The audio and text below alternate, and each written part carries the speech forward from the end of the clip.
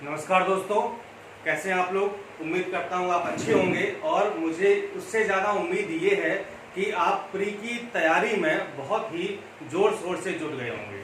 आपने पूरे अपने कापी किताबें अस्त्र शस्त्र निकाल करके रेडी हो गए होंगे और दुगनी नहीं बल्कि चौगनी ऊर्जा के साथ अपनी तैयारी में आप जुट गए होंगे। ऐसे ही मैं आशा करता हूँ, उम्मीद करता हूँ और हम भी आपके साथ 4 नहीं बल्कि 8 गुनी ऊर्जा के साथ लग गए हैं। हमने सारा मैटर तैयार कर लिया है, कुछ तैयार हो रहा है।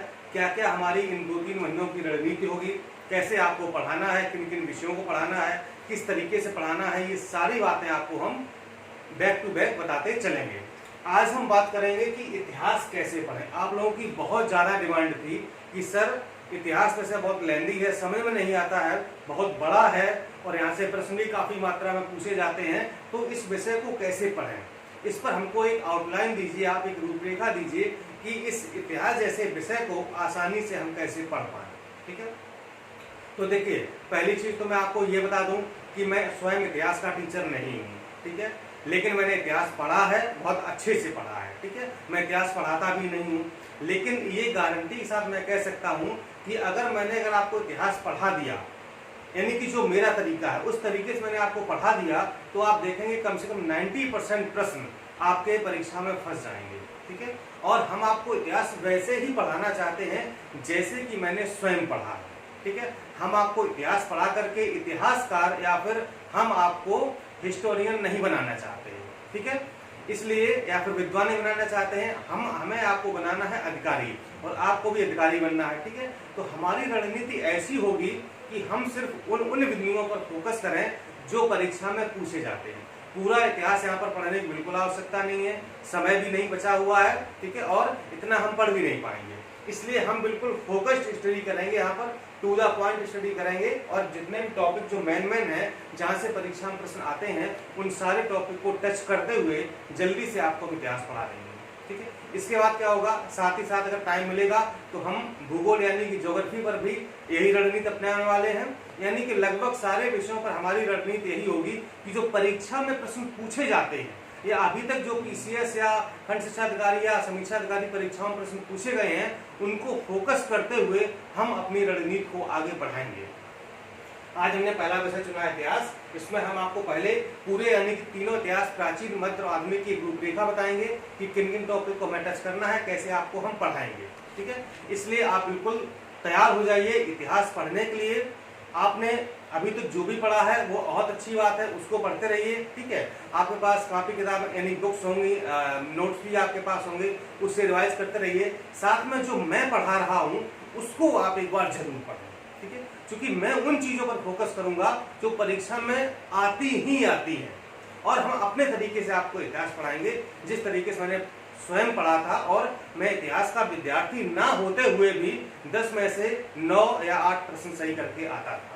ठीक है, तो हमारी रणनीति कुछ अलग होगी, इसलिए अगर मेरी रणनीति के हिसाब से चलेंगे तो निश्चित रूप से आप इतिहास के साथ साथ अन्य विषयों में भी एक अच्छा स्कोर प्राप्त करके प्रारंभिक परीक्षा को पास कर पाएंगे। चलिए दोस्तों, शुरुआत करते हैं। तो इतिहास को हमने 3 भागों में बांटा है। यहाँ पर एक है प्राचीन इतिहास, एंशिएंट हिस्ट्री, मध्यकालीन इतिहास, मिडिवल हिस्ट्री और आधुनिक इतिहास यानी कि मॉडर्न हिस्ट्री। ठीक है, आप लोगों की डिमांड ये थी सर मॉडर्न हिस्ट्री से प्रश्न ज्यादा आते हैं, उसको पहले पढ़ाया जाए। ठीक है, मुझे पता है कि मॉडर्न हिस्ट्री से ज्यादा आते हैं। ठीक है, लेकिन मेरा मानना यह है कि अगर हम एक क्रम से चलें, ठीक, हालांकि हम अगर प्राचीन और मध्य पढ़ाएंगे तो उन पर बहुत कम फोकस करेंगे, लेकिन सिर्फ उन बिंदुओं पर फोकस करेंगे जहां से प्रश्न आते ही हैं।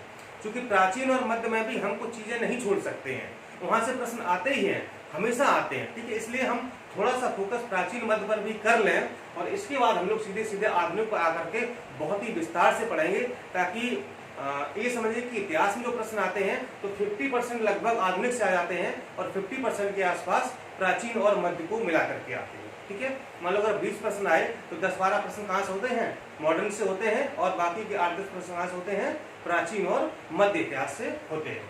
ठीक है, तो आज हम बात करेंगे सिलेबस की कि हमको कौन कौन से बिंदु पढ़ते हैं। क्योंकि सिलेबस तो बहुत वास्ट है, बहुत बड़ा सिलेबस है इतिहास का, तो सारे सिलेबस को अगर हम कंप्लीट करना बैठ जाएंगे तो कम से कम 6 महीने 8 महीने साल भर लग जाएगी, तब हिस्ट्री खत्म होगी। इसलिए इतने कम समय में हम कैसे पढ़ पाएं, तो हमें देखिए क्या क्या पढ़ना है। हम प्राचीन इतिहास से पहले आ रहे हैं, हमको पढ़ना है हड़प्पा सभ्यता।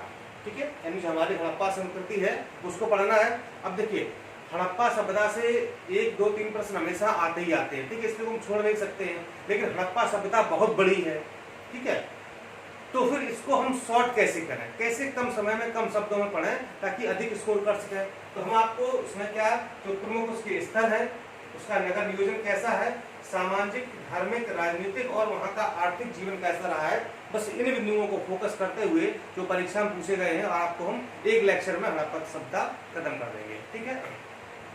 फिर हम आएंगे वैदिक संस्कृति पर आएंगे, वैदिक सभ्यता पर आएंगे, जहाँ पर हमको ऋग वैदिक और उत्तर वैदिक के काल में के बारे में पढ़ना है, ठीक है। यहाँ से प्रश्न अक्सर पूछा जाता है, इसलिए यहाँ से पढ़ना पड़ेगा, ठीक है। यानी कि कहने का जितना जो आप टॉपिक लिखे हुए हैं ना, प्रत्येक टॉपिक पर हम एक वीडियो बनाएंगे और उसमें एक ही वीडियो में इतना आपको मैटर दे देंगे कि उससे बाहर प्रश्न आएगा ही नहीं, ठीक है। नेक्स्ट पढ़ेंगे हम लोग फिर धार्मिक आंदोलन, जहाँ पर बौद्ध धर्म और जैन धर्म के बारे में विशेषता प्रश्न हमेशा आता है, कोई परीक्षा आज तक छूटी नहीं गई है। इसके बाद 16 महाजनपद, जो 16 जनपद थे उनका उदय कैसे हुआ है, कहाँ पर थे वो, उनकी राजधानी क्या थी और कौन प्रमुख थे, ठीक है, तो उनके बारे में पढ़ना है। एक आपको पूरा चार्ट बना देंगे और उसकी ट्रिक बता देंगे कि ये 16 महाजनपद कैसे पढ़े जाते हैं। फिर जो हमारा मगध राज था, मगध राज का उत्कर्ष कैसे हुआ, वहाँ पर कौन कौन से शासक हुए, इन सब के बारे में पढ़ना है। इसके बाद विदेशी आक्रमण, यानी कि भारत पर उस प्राचीन इतिहास में विदेशी कौन कौन से आक्रमण हुए, जैसे कि ईरानी आक्रमण हुआ है, सिकंदर का आक्रमण हुआ है, हक्कामनियों का आक्रमण हुआ है, ये प्रमुख आक्रमण है, इनके बारे में पढ़ना है हमें। फिर आएंगे हम मौर्य काल पर। मौर्य काल में जो प्रमुख शासक जैसे कि चंद्रगुप्त हैं, बिंदुसार हैं, अशोक हैं, अशोक बहुत इंपॉर्टेंट, हमें अशोक पर बहुत ज्यादा फोकस करना है, अशोक के बहुत सारे अभिलेख हैं वो सारे पढ़ने हैं, ठीक है। इसके बाद हम लोग मौर्योत्तर होते हुए सीधे गुप्त काल पर आ जाएंगे और गुप्त काल में चंद्रगुप्त प्रथम है, समुद्रगुप्त है, चंद्रगुप्त द्वितीय है, कुमारगुप्त है, स्कंदगुप्त है, ठीक है, ये पढ़ना है। ये गुप्त काल और मौर्य काल बहुत ही इंपॉर्टेंट दोनों टॉपिक हैं, तो उनको हम अच्छे से पढ़ेंगे, ठीक है।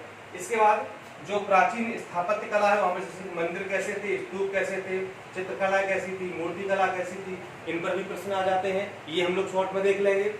इसके बाद हम लोग थोड़ा सा दक्षिण भारत की सैर करेंगे और वहाँ देखेंगे कि चोल वंश, चालुक्य वंश, पल्लव वंश और जो संगम, जो वहाँ पर राजनीतिक संगम वंश था, तो उसके बारे में भी हम लोग थोड़ा थोड़ा चर्चा कर लेंगे। हालांकि दक्षिण भारत से बहुत ज्यादा प्रश्न नहीं पूछे जाते हैं, लेकिन कुछ वंश ऐसे हैं जिनको छोड़ना उचित नहीं होगा, उनको थोड़ा सा पढ़ लेंगे।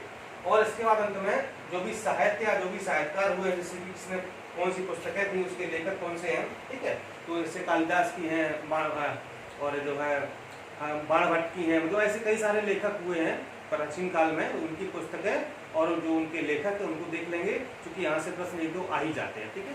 तो इस तरीके से हम लोग आपको 8-10 वीडियो दे करके प्राचीन इतिहास समाप्त कर देंगे और आपका लगभग पूरा हो भी जाएगा, ठीक है। इसलिए परेशान बिल्कुल ना हो, धैर्य बनाए रखें, सब कुछ आपको मिल जाएगा। नेक्स्ट है भारत पर मध्यकालीन इतिहास में आगे हम लोग सबसे पहले पढ़ेंगे भारत पर मुस्लिम आक्रमण, यानी कि मुस्लिम आक्रमणकारी कौन कौन से थे जिन्होंने भारत पर आक्रमण किया था, ठीक है। फिर सीधे सीधे हम आ जाएंगे दिल्ली सल्तनत पर, ठीक है। दिल्ली सल्तनत का हमको प्रशासन पढ़ना है, उसका दिल्ली सल्तनत का प्रशासन कैसा था, और जो 5 वंश हैं उनसे गुलाम वंश, खिलजी वंश, तुगलक वंश, सैयद वंश और लोदी वंश, ठीक है। इन वंशों की आपको हम ट्रिक बता देंगे। ट्रिक देखिए, अभी आपको यहाँ बता देते हैं, गुलाम वंश, खिलजी वंश, तुगलक वंश, सैयद वंश और लोदी वंश। देखिए इसकी ट्रिक क्या हुई, गुलाब खिले तो सांस लो। कभी कभी क्या होता परीक्षा में, इन वंशों का क्रम पूछ दिया जाता है कि इनका क्रम क्या था, तो देखिए ये डेट वाइज क्रम लिखा हुआ, गुलाम, खिलजी, तुगलक, सैयद और लोदी। तो हमने इसकी ट्रिक बना दी कि गुलाब खिले तो सांस लो, गुलाम, खिलजी, तुगलक, सैयद, सांस लो, ठीक है। गुलाब खिले तो सांस लो, गुलाब ना खिले तो सांस ना लो, ठीक है। ये क्या हो गया, ट्रिक हो गई आपकी, बता दी, 5 वंश क्लियर हो गए आपके। इसके बाद हम लोग आ जाएंगे सीधे मुगल काल पर, ठीक, बहुत ही ज्यादा इंपॉर्टेंट है, जहां पर हम करीब 6-7 साल से पढ़ेंगे। बाबर, हुमायूं, शेरशाह सूरी, अकबर, जहांगीर, शाहजहां और औरंगजेब के बारे में पढ़ेंगे। बहुत ही शॉर्ट में इसको हम करेंगे, ठीक है। एक वीडियो में या 2 वीडियो में हम आपको मुगल काल पूरा बता देंगे और जो प्रमुख शासक है उनकी जो प्रमुख चीजें हैं या उनके काल में क्या हुआ है, क्या प्रमुख युद्ध हुए हैं, किसके मध्य हुए, कौन जीता कौन हारा, ये सारी चीजें आपको बिल्कुल हम विस्तार के साथ साथ उसको संक्षिप्त भी करने का प्रयास करेंगे ताकि कम शब्दों में कम समय में अधिकतम आपको दिया जा सके। और इसमें ही पढ़ लेंगे हम मराठा जो हमारे शासक थे, जैसे कि शिवाजी हैं, संभाजी हैं, राजाराम हैं, शिवाजी द्वितीय हैं, जीजाबाई, ताराबाई, ठीक है। इन सबको देख लेंगे क्योंकि मराठाओं से भी 2-3 प्रश्न परीक्षा में पूछ लिए जाते हैं, ठीक है। तो इस तरीके से हम लोग मध्यकाल को धीरे धीरे समाप्त कर लेंगे, ठीक है। यानी कि मध्यकाल में समझो कि आपको यहाँ पर भी 8 से 10 वीडियो बन जाएंगे, 8 से 10 वीडियो यहाँ पर बन जाएंगे और थोड़ा सा आधुनिक में ज्यादा, यानी कि हर टॉपिक में एक वीडियो जरूर मांगता है, तो एक वीडियो यहाँ पर बनाएंगे। चलिए आधुनिक में आ गए, मॉडर्न हिस्ट्री में आते हैं। मॉडर्न हिस्ट्री में सबसे पहले क्या देखेंगे, तो जो यूरोपीय कंपनियां थी उनका आगमन कैसे हुआ है, कौन कौन सी कंपनियां थी जो भारत में आई, ठीक है। जैसे कि ब्रिटिश की कंपनियां थी, फ्रांस की कंपनियां थी, डच की कंपनियां थी, फिर अमेरिकी कंपनियां थी, ठीक है। ये सारी चीजें जो है हम लोग देखेंगे। और सबसे प्रमुख जो कंपनी है वो है ईस्ट इंडिया कंपनी, ठीक है। ईस्ट इंडिया कंपनी के बारे में हमको विस्तार से पढ़ना है, साथ ही साथ ईस्ट इंडिया कंपनी और बंगाल के नवाब, क्या क्या कौन कौन से बंगाल के नवाब हुए हैं। ईस्ट इंडिया कंपनी और बंगाल के नवाब को एक साथ पढ़ेंगे कि कंपनी ने का शासन कहाँ रहा, कौन सा नवाब हुआ, फिर किसको हटा के किसको रखा गया, क्या डिस्प्यूट हुए, क्या युद्ध हुए, यहीं पर जो है युद्ध भी आ जाएंगे कई सारे, वो भी देख लेंगे। इसके बाद जो सबसे इंपॉर्टेंट टॉपिक आएगा वो होगा 1857 की क्रांति, ठीक है। ये बहुत इंपॉर्टेंट है, इस पर पूरा एक लेक्चर बनेगा और आपको विस्तार से समझाएंगे क्योंकि यहाँ से हमेशा प्रश्न पूछा ही जाता है। इसके बाद भारत में शिक्षा का विकास कैसे हुआ है और प्रमुख समाचार पत्र पत्रिकाएं कौन से चल रहे थे। इसके बाद कौन कौन से गवर्नर और गवर्नर जनरल हुए हैं, उनके कार्यकाल क्या थे, कहाँ पर कौन से थे, किसको कहाँ पर रखा गया था, ठीक है। गवर्नर जनरल का वायसराय हो गया, ठीक है। तो ये सारी चीजें हम लोग को पढ़नी है। इसके बाद हम लोग करेंगे भारतीय राष्ट्रीय कांग्रेस, यानी कि कांग्रेस की स्थापना कराएंगे, ठीक है। 1885 में आ जाएंगे, कांग्रेस की स्थापना होगी। और इसके बाद जो भी भारतीय राष्ट्रीय आंदोलन हुए हैं उनके बारे में पढ़ेंगे, बहुत इंपॉर्टेंट है। इसके बाद बंगाल विभाजन, हम लोग 1905 में बंगाल विभाजन कराएंगे यहाँ पर, ठीक है। फिर स्वदेशी आंदोलन उसी से संबंधित है, बंगाल विभाजन से स्वदेशी आंदोलन संबंधित है। और इसके बाद हम आ जाएंगे गांधी युग पर, जहाँ पर हम पढ़ेंगे गांधी और उनसे संबंधित जितने भी आंदोलन है, जैसे वो चंपारण सत्याग्रह है, असहयोग आंदोलन है, दांडी मार्च है, ठीक है। ये सारे जितने भी गांधी से संबंधित, गांधी युग बहुत ही इंपॉर्टेंट है और उसको हम आपको बहुत अच्छे से पढ़ाएंगे, निश्चिंत आप रहिए। इतना अच्छा आपको मैटर देंगे कि शायद मुझे लगता है आपने कहीं पढ़ा नहीं होगा। इसके बाद पाकिस्तान की मांग उठ जाती, इसके बारे में देख लेंगे, जिन्ना अन्ना वहीं पर निपटा देंगे। इसके बाद भारत छोड़ो आंदोलन, हम सीधे सीधे 1942 पर आएंगे, भारत छोड़ो आंदोलन करा देंगे। कैबिनेट मिशन 1945 पर आ जाएंगे, 1945-46 पर आ जाएंगे, ठीक है। इसके बाद 1946 में ही अंतरिम सरकार का गठन हो जाता है, वहीं पर चुनाव ना हो जाएंगे, संविधान सभा बन जाएगी, ठीक है। और इसके बाद हम लोग आ जाएंगे कहाँ पर, भारत के संवैधानिक विकास पर। चूंकि हमने पॉलिटिक्स नहीं पढ़ा था तो यहाँ पर पढ़ लेंगे भारत का संवैधानिक विकास, ठीक है। और इसके बाद कुछ प्रमुख पत्र पत्रिकाएं हैं, लेखक हैं, वो पढ़ लेंगे, या फिर जो अन्य चीजें मिसलेनियस बची हुई हैं उनको भी हम पढ़ लेंगे, ठीक है। तो इस प्रकार से मॉडर्न हिस्ट्री पर हमको ज्यादा फोकस करना है, प्राचीन और मध्य पर कम फोकस करना है, लेकिन छोड़ना किसी को नहीं है, ठीक है। पूरा सिलेबस कंप्लीट करना है और आप निश्चिंत रहिए। खंड शिक्षा अधिकारी के लिए 2 महीने का समय है, समीक्षा के लिए 3 महीने का समय है, तो 2 महीने में हम आपकी पूरी जीएस यानी कि इतिहास, भूगोल, अर्थव्यवस्था, पॉलिटी सब कुछ कंप्लीट करा देंगे, ठीक है। आप धैर्य बनाए रखें, परेशान बिल्कुल भी ना हो, ठीक है। सब कुछ हम पढ़ाएंगे, ठीक है। कोई भी टॉपिक छूटेगा नहीं, यानी कि आप शिकायत करने का हम आपको बिल्कुल मौका नहीं देंगे।